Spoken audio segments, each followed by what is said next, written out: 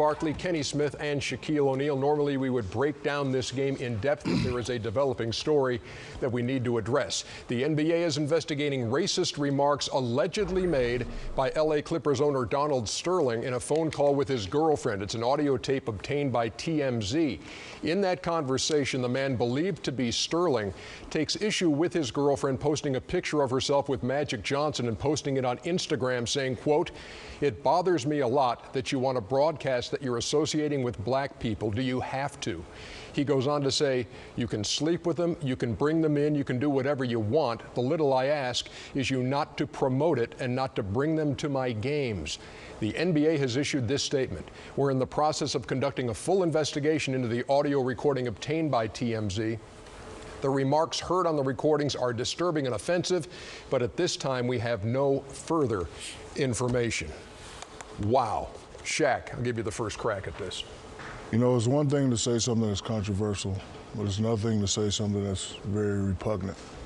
The question is now, should this guy continue being an owner? That's the question. Should this guy continue being an owner? You know, everyone has their thoughts. You know, everyone has their opinions. But you know, when your opinions and your thoughts become public knowledge, the question is now what? And then another question is you know, will his team shut down on him? Will his team take these remarks personally and say, you know what, we don't want to play for a guy like this? And I mean, so, you know, unfortunate situation, but I think the league needs to take a very long, hard look on whether this guy should continue being an owner or not. You can read these statements over and over. You can read the story over and over, and you still cannot believe what you're reading. Well, first of all, you can believe it, because this has happened before. He settled a lawsuit years ago. Obviously, he owns a lot of land and things also, and he settled a lawsuit that said he was discriminating against blacks and Hispanics. So this is habitual. This is the first test of Adam Silver. He's got to suspend him right now. First of all, they got to prove his voice on the tape. But this is the first big test from Adam Silver. You can't have this guy making statements like that. He has to suspend him and fine him immediately. He has to be suspended. You know, Ernie, and the problem I have with it, if somebody want to be racist, that's all right. That's their thing. But when you're in a position of power and you can take jobs and economic opportunity from people, that's what crosses the line. But we cannot have an NBA owner discriminating against a league that, we're a black league, Ernie. We are a black league. I don't know the number, but I'd probably say 80% of our players are black. How do you take this as a player? Well, that's a different animal there. Yeah, I just think, firstly, that, you know, racism is like a refuge for ignorance. And I think there's two things that we could take from it. And the first, I would say, is that, you know, he's taking his primitive thought process and saying that, hey, I could work with you, or you could work for me, but I can't be associated with you. And, you know, or I could, obviously, you could be my girlfriend, obviously, because she's black and Mexican as well. So it's just a refuge for ignorance. I think it's more, for me, it's a teaching tool for the new generation.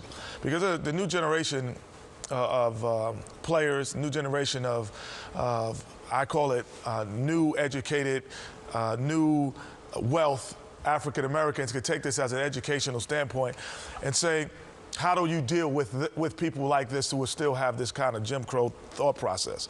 And that's really where it has to go. But yes, he has to be suspended.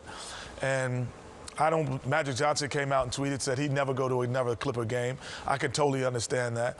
And I can understand people who wouldn't support the Clippers at this point. Because he is the voice, and he's taken the ownership of a team a little bit too serious. And I got to say this. Ownership. Ernie, let me say this first of all. I think it's unfair. This is a Donald Sterling thing. This is not a Clipper thing.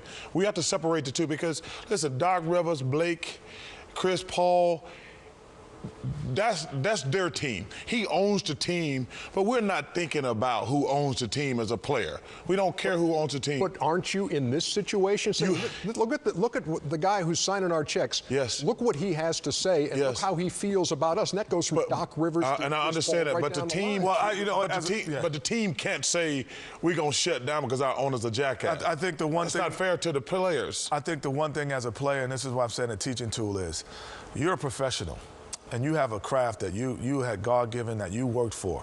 And you continue to do that craft to the best of your ability and knowledge.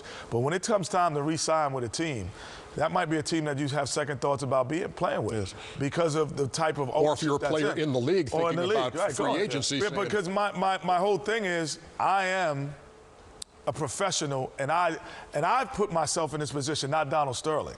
So I have to perform to the greatest of my abilities. I have to coach at the greatest of my abilities. Now that I know what's on the other side of the fence, I know what to deal with in a later time. Word is the Clippers have had a team meeting. No word on what exactly the result of that is. But they play tomorrow at Golden State. Do you make a message as a member of that Clipper team, or what is the reaction? What happens when you take the floor the next day? You still have to go out and, do your job.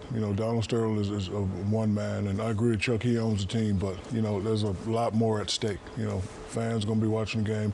You have a legitimate chance of winning a championship, and, sometimes you have to go through trials and tribulations to get to where you want to go. And, as a player, they should not let this discourage them or stop them from trying to win a championship. And Ernie, listen, your team is your team. You're not worried about who owns it. But this is the first test for Adam Silver.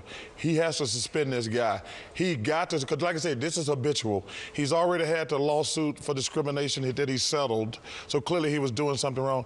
But this is the first big test of Adam Silver, and he's got to suspend this guy. He has to suspend this guy.